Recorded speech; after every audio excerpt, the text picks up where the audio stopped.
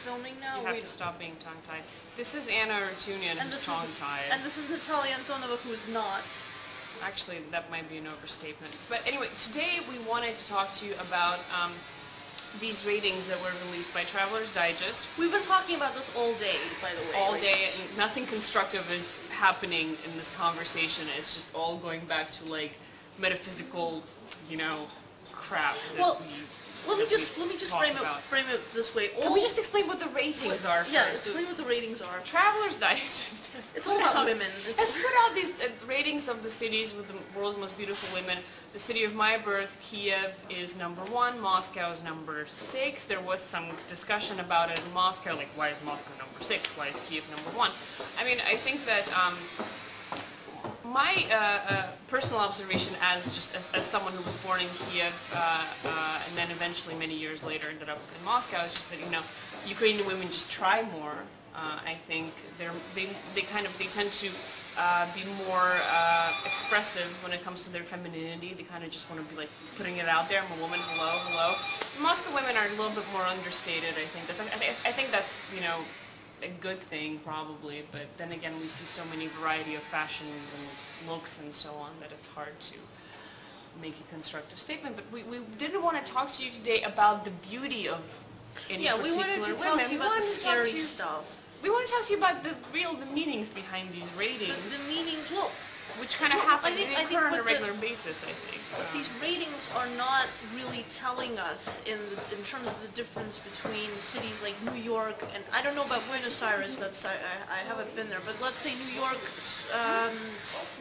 Stockholm and Moscow and Kiev, is that the Soviet Union and the countries of the former Soviet Union, there is this massive paradox when it comes to women.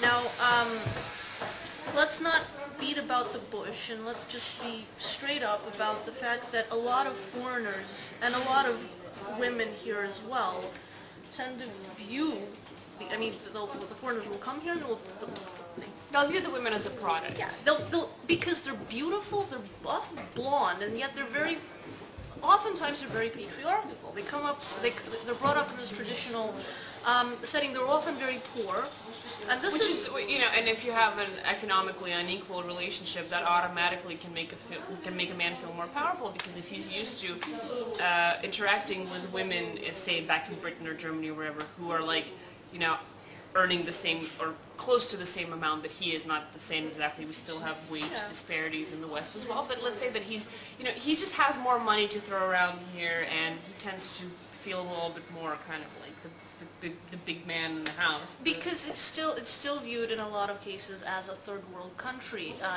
just because of the economy. I think Ukraine more so than Russia. I mean, Ukraine really is. Depending on what region you go to. If you're in Moscow, Moscow is not a third world country. But you go beyond Moscow, just a few kilometers, and it already is. And depends on where, of course. I mean, it all depends on location in Russia. And yet the women, they still look European.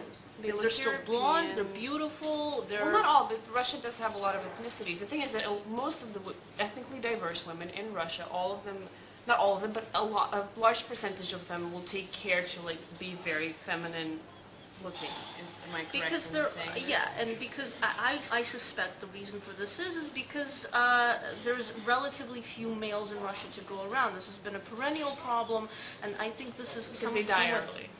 They die early. It's not even. It's there's because a lot of alcoholism. It's because of ages. Like there are less older men than older women. It's the same amount of boys and girls is born. But because we went through this PTSD after World War II, where women were competing, like there was like 4 women to every guy or something. Yeah. This PTSD, post World War II PTSD, has really like influenced, like the women who were competing then raised their daughters with a certain mindset that, you know, was geared towards serving a man and, you know, catching him, retaining him. Making sure that he didn't go on the side, because, and yet at the same time having very few children, because the man would not really want a bunch of kids around, which only perpetuates the problem, because there's a low birth rate. It perpetuates the problem. There's a high death rate. And it also, I mean, it has not lent itself to healthy marriages. It has not lent itself to a healthy society. This post-World War II psychosis that is understandable. You can't have a healthy society when so many people were brutalized and killed. It's just not possible.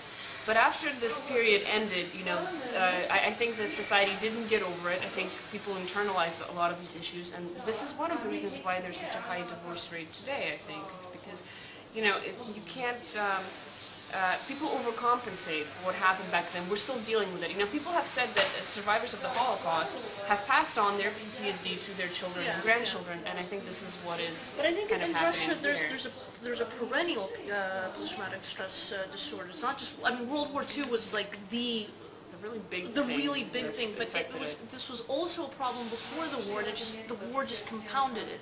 But what's really interesting here, what really makes for this paradox of exploitation versus progressivism is the fact that the Soviet Union was the most progressive state in terms of women's rights. I mean, this is at the time, yeah. At the time, I mean, it was the first. You could have abortions. You could have abortions. The women got the right to vote earlier than in any other country, if I'm not mistaken, under the Bolsheviks.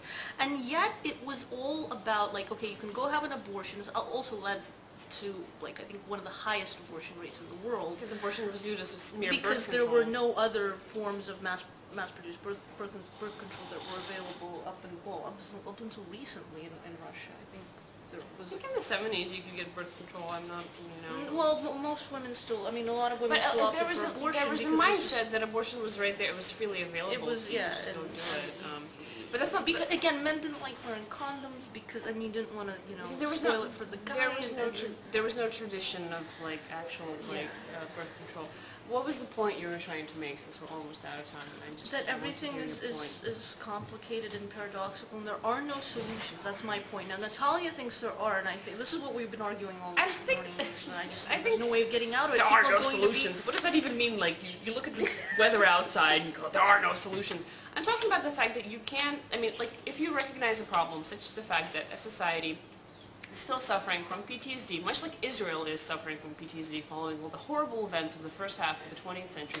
Once you recognize that, you can take steps to create a better society. You're not going to create a utopia, you're not going to create an ideal society, but you can create a somewhat better society. That's what I would argue.